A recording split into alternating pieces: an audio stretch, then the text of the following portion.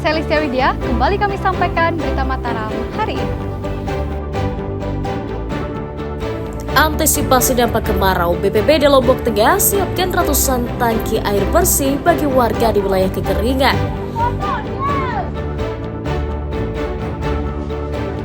Meninggal tidak wajar, polisi tetapkan 3 tersangka pada kematian Brigadir Nur Hadi, 2 diantaranya adalah anggota polisi.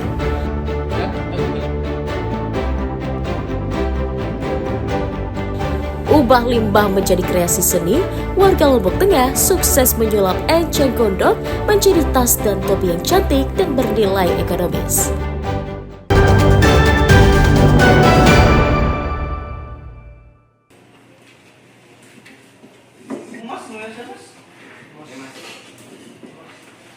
Pemuda berinisial SR diringkus Satuan Reserse Kriminal Polresta Mataram karena diduga menganiaya rekannya menggunakan senjata tajam hingga terluka. Tersangka ditangkap atas laporan FR yang mengaku dianiaya oleh SR menggunakan sebilah parang. Selain membekuk tersangka, polisi juga menyita senjata tajam sebagai barang bukti kejahatannya.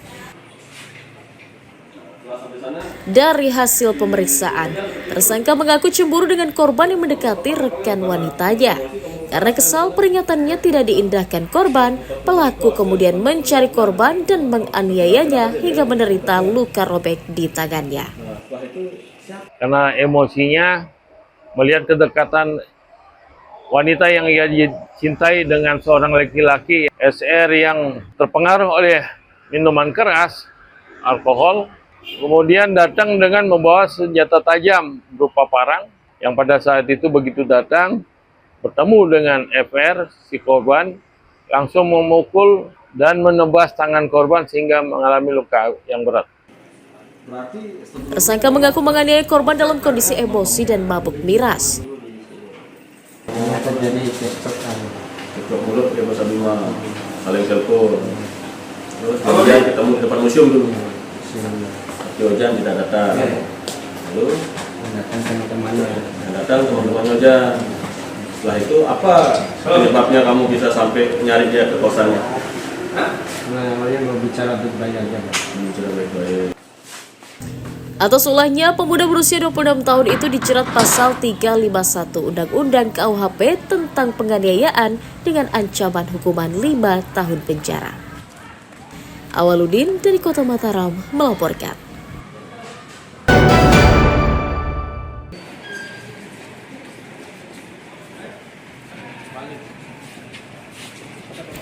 Kepolisian daerah Nusa Tenggara Barat menetapkan 3 tersangka dalam kasus kematian polisi bernama Brigadir Nur Hadi yang tewas di kawasan wisata Gili Trawangan pada bulan April lalu.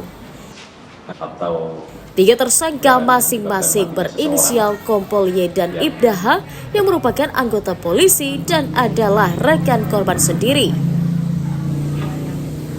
Sementara 1 orang lainnya berinisial M, seorang perempuan yang diduga menemani korban dan rekannya saat bersantai di kamar hotel. Dari keterangan ahli forensik Universitas Mataram, polisi menyimpulkan penyebab utama kematian korban bukan karena tenggelam di kolam renang, melainkan karena dicekik. Pemeriksaan dalamnya kami temukan ada luka memar atau resapan darah di kepala bagian depan maupun di kepala bagian belakang. Kalau berdasarkan teori, maka kepalanya yang bergerak membentuk benda yang diam. Itu yang pertama. Kemudian pada pemeriksaan lehernya ditemukan ada fraktur atau patah tulang pada tulang lidah.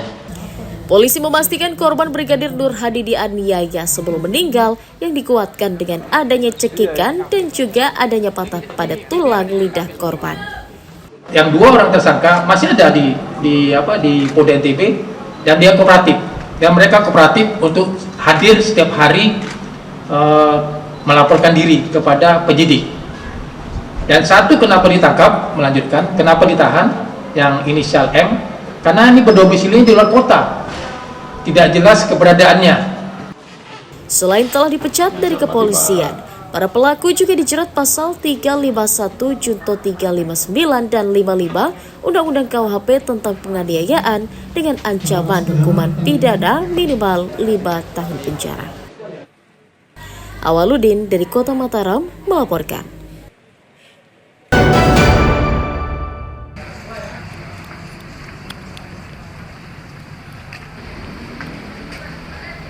Seorang pria berinisial LI diringkus unit Satuan Reserse Kriminal Polsek Mataram karena diduga mencuri laptop di sebuah rumah indekos di Kelurahan Kuningan.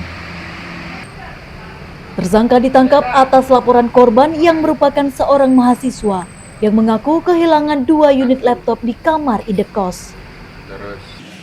Setelah memeriksa saksi dan menggelar olah TKP, polisi akhirnya membekuk pelaku di pinggir jalan Cakranegara dan menyita 2 unit laptop curian sebagai barang bukti. Untuk memuluskan aksinya, tersangka berpura-pura masuk ke indekos untuk mencari temannya. Saat suasana sepi, pelaku kemudian masuk mengambil laptop dari jendela yang tidak terkunci. Tersangka diketahui merupakan residivis kasus pencurian yang belum lama menghirup udara bebas. Pelaku masuk ke kamar kos korban melalui jendela dan mengambil 2 buah laptop milik korban. Kronologis, jadi kurang dari 24 jam, tim Opsnal Polsek Mataram bisa mengamankan pelaku dan 2 barang bukti sudah diamankan ke Mapolsek Mataram.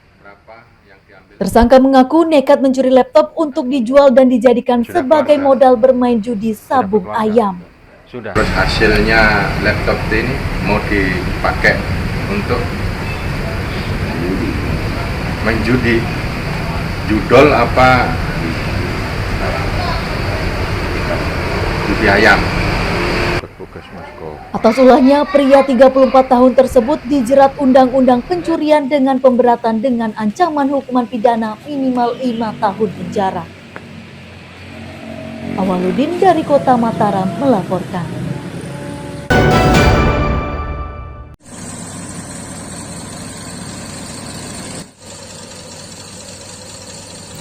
Menipisnya pasokan akibat cuaca ekstrim membuat harga gabah di kalangan petani di Kabupaten Lombok Barat merangkak naik menjadi Rp7.000 per kilogram sejak sebulan lalu.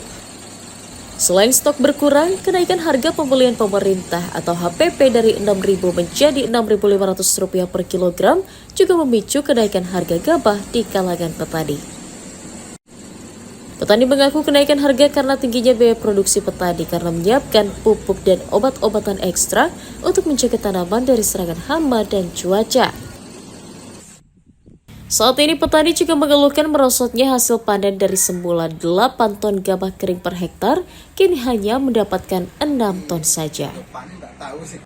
Gabah itu distabilin harganya dan pupuknya supaya tetap aman. Dan jangan sampai tersendat-sendat pupuknya gitu. Karena sekarang ini alhamdulillah padi kita meningkat.